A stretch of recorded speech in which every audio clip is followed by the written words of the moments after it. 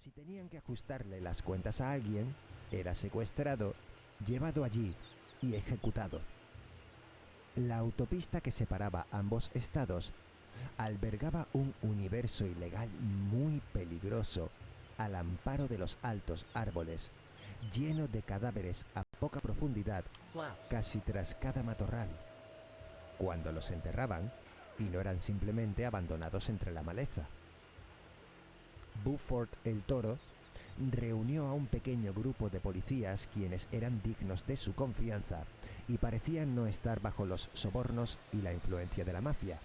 Auténticos agentes de la ley que añoraban la tranquilidad y seguridad de su pueblo. Primero, irrumpieron en los locales donde tenían la certeza que se vendía alcohol de forma ilegal, presionando a los propietarios con encarcelarlos de por vida. Comenzaron a obtener información de cuándo se hacía la compraventa, dónde y, lo más importante, en qué lugar se ocultaban los principales alambiques ilegales que producían tanta cantidad de bebida. Localizaron muchas de esas mini fábricas de alcohol entre los bosques que bordeaban la frontera entre estados. Y tal y como entraban, lo arrasaban y destrozaban todo. Según el historiador Steven Sweet, cuyo hermano era un gángster de poca monta propietario de una de esas fábricas, cuando Buford y su equipo entraron en el lugar, se enfrentaron a los peones de la mafia que estaban allí para proteger la mercancía. A pesar que Buford recibió 2 puñaladas graves durante el ataque, según Steven Sweet, se las apañó para derribar y noquear a 4 hombres, él solo, con sus propias manos. Se corrió la voz entre la mafia Dixie y los State Line que había un nuevo jugador en el pueblo y pegaba duro, muy duro, un objetivo que había que eliminar. Cada entrega o compra habitual que se hacía al amparo de la noche ahora se veía comprometida por la alta posibilidad que el Toro Buford apareciese con sus compañeros, lo destrozasen todo y encarcelasen a los supervivientes de la refriega, si lo sabía. Los malos de la película ya no estaban seguros ni produciendo alcohol ni vendiéndolo.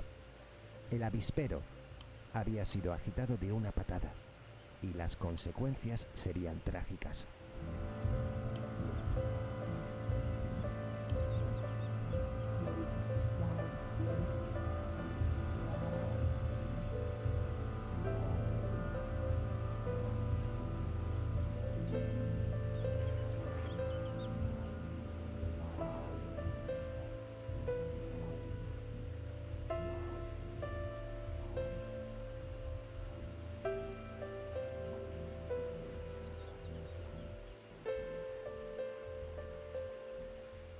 En 1964, el policía senior que era sheriff de la comisaría de Adamsville murió en un accidente de coche muy extraño. Algo que hizo que la gran mayoría de vecinos del condado clamara que aquello fue un asesinato de la mafia en represalia al buen trabajo policial que estaban haciendo, porque la red de ambos grupos criminales en poco tiempo se había visto muy afectada. Una muestra de su poder, una amenaza de llegar a más si no se les permitía continuar con sus actividades delictivas. Ante la pasividad de los jueces y lejos de amilanarse, Buford Pusser se presentó a las elecciones para sheriff de Adamsville y ganó con una mayoría abrumadora, convirtiéndose en el sheriff más joven en toda la historia del estado. Fue aquí, a partir de este punto, cuando comenzó a hacerse famoso por sus palos.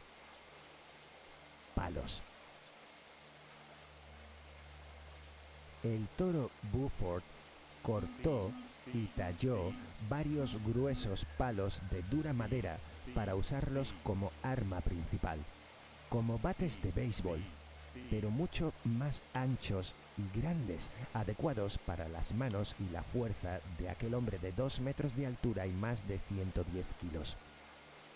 Y por supuesto que usó los palos contra los criminales. Causaba auténtico terror cuando lo veían correr hacia ellos, blandiendo aquel tronco de madera en sus manos. Impactaba mucho más que cualquiera de sus compañeros policías desenfundando y apuntando con su arma reglamentaria.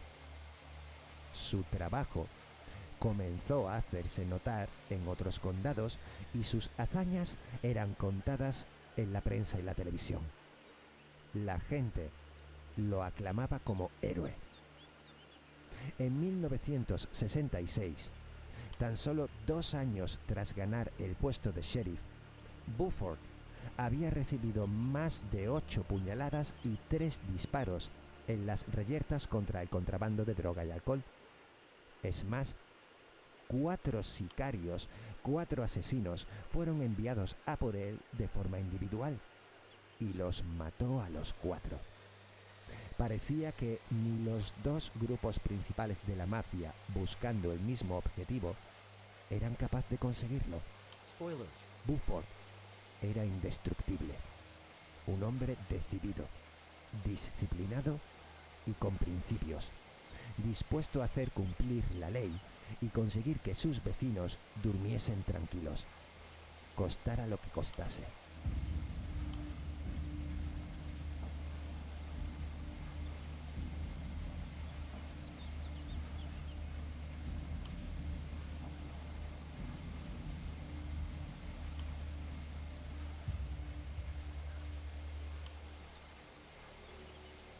El domingo 12 de agosto de 1967, Buford estaba de descanso, paseando en coche con su mujer Pauline, cerca de New Hope Road, en el condado de McNeary, prefectura bajo la protección de la policía de Adamsville. Recibió por la emisora del coche un aviso de la central sobre una pelea muy cerca de allí, y creyendo que sería poca cosa, decidió acercarse a echar un vistazo. Cuando él y su esposa pasaban frente a la iglesia metodista de New Hope, un vehículo aceleró, se colocó junto a ellos y de los 4 hombres que había en su interior, todos, excepto el conductor, sacaron pistolas y comenzaron a disparar. Fue una lluvia de balas, un auténtico infierno. Buford recibió un disparo en la pierna y 2 balazos en la mandíbula que le destrozaron la mitad de la cara desde la nariz hacia abajo.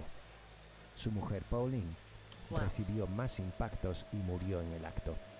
Buford se dejó caer sobre el volante mientras su coche se estrellaba contra una farola. Cuando llegaron sus compañeros y las ambulancias, no podían creer lo que tenían ante ellos, pero más se sorprendieron aún cuando comprobaron que el toro Buford seguía con vida.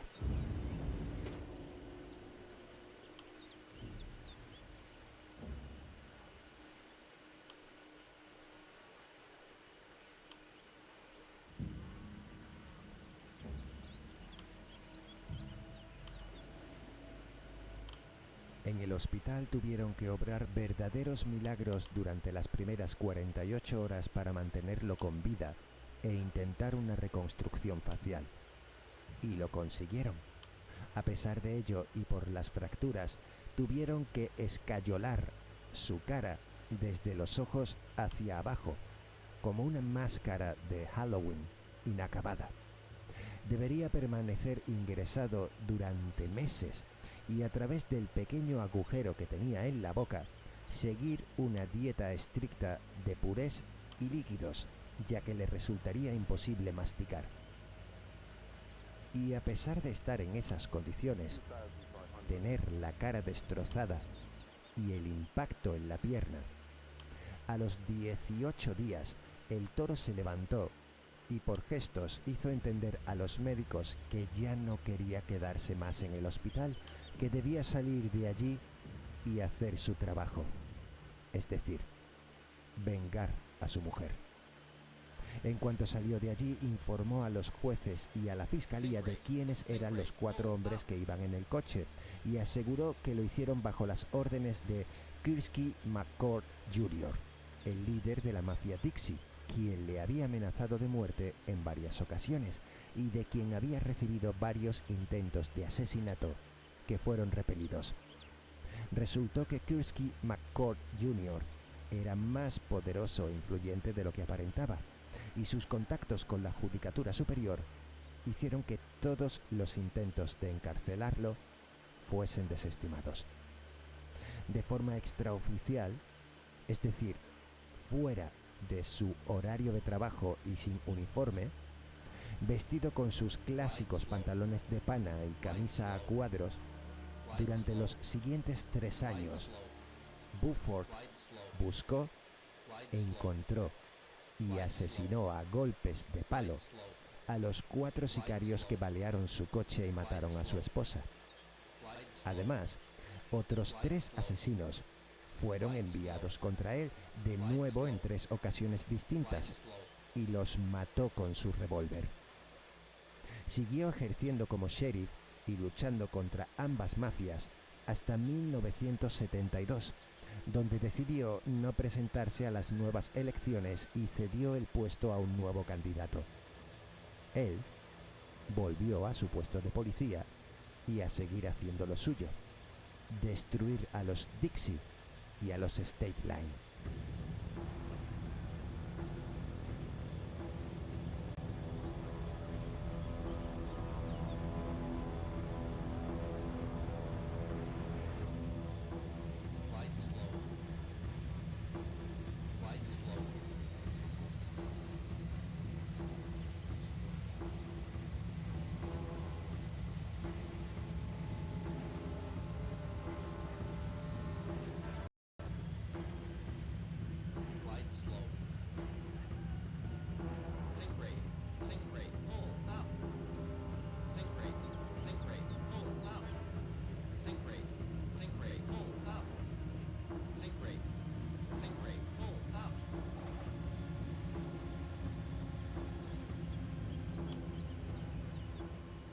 El 2 de agosto de 1974, Buford vino de tener una reunión con productores de cine que estaban interesados en hacer una película contando su historia. Al volver, pasó por la feria de Adamsville durante un rato y al anochecer se marchó a su casa. Desconociéndose los motivos, en el camino de tierra que llevaba a su hogar, su coche se subió a un terraplén y quedó volcado de costado. Se incendió inmediatamente y el toro Buford sufrió graves quemaduras. Murió nada más llegar al hospital. Su propia hija y todos quienes le conocían afirmaron que aquello fue un asesinato, tal y como hicieron con el sheriff anterior. No se hizo ningún estudio sobre el accidente en el lugar ni sobre el coche, y a él no se le practicó la autopsia. Su sepelio fue celebrado en la iglesia cristiana de Adamsville, donde asistieron miles de personas a despedirse de quien consideraban su héroe por excelencia, alguien con valores a la antigua, que luchó de forma intrépida para limpiar su pueblo de la mafia. Alguien que amaba a su familia por encima de cualquier otra cosa, tal y como describen la multitud de libros sobre su vida que hay publicados desde entonces. Como os decía, un héroe de los que ya no existen. Hoy día su casa original es un museo que atrae muchísimo turismo a Adamsville cada temporada. El lugar está conservado exactamente igual que cuando Buford vivía allí. Se pueden ver sus coches en el garaje, su ropa en los armarios, incluso 3 de sus palos tallados, conservados como oro en paño. Son miles de personas quienes van allí a rendir homenaje al hombre que fue y a presentar sus respetos. Y es que los mismos visitantes son quienes afirman que les reconforta ver en vivo el lugar que dio techo y abrigo al toro, el sheriff Buford Pusser, la leyenda que se marchó ya hace casi 40 años, pero aún hoy sigue siendo recordado e infunde esperanza y valor en los corazones de muchos.